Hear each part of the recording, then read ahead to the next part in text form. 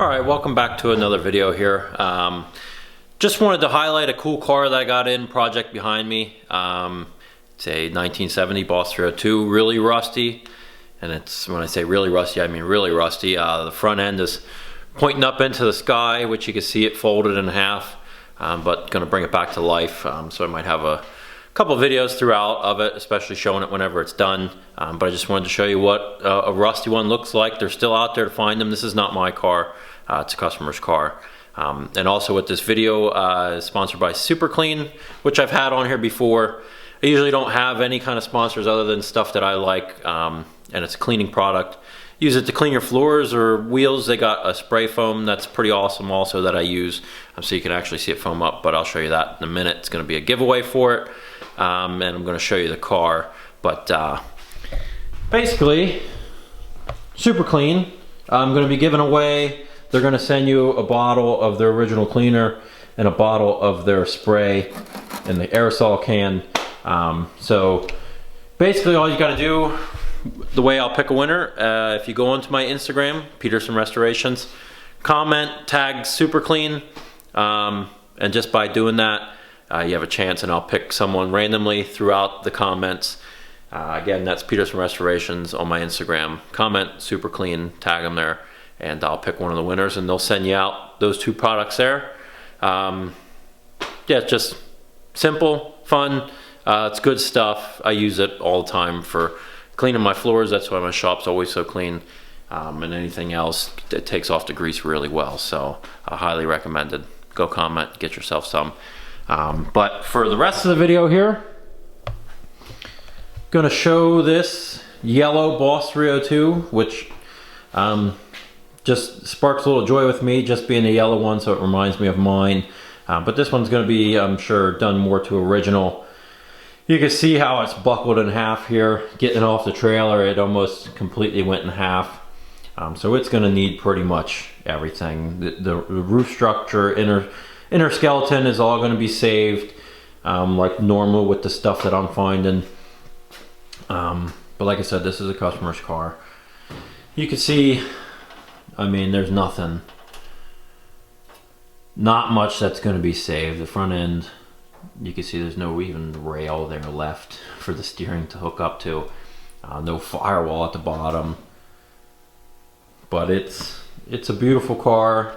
Just cool to bring it back to life.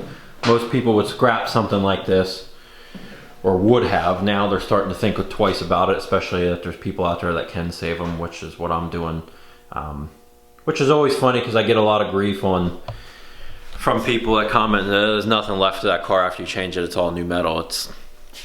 I'd love to know the argument back of, well, then what would you have done with it? Would you have just scrapped it and just said it's done with? In my opinion, no. You save as much as you can.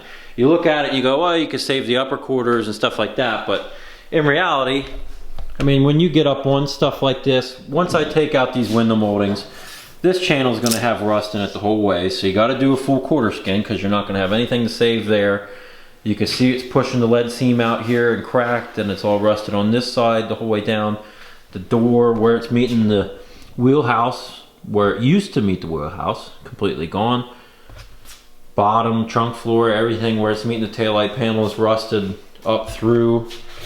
I mean, it just spiders into everything, and before you know it, you know, there's not many good pieces that are left.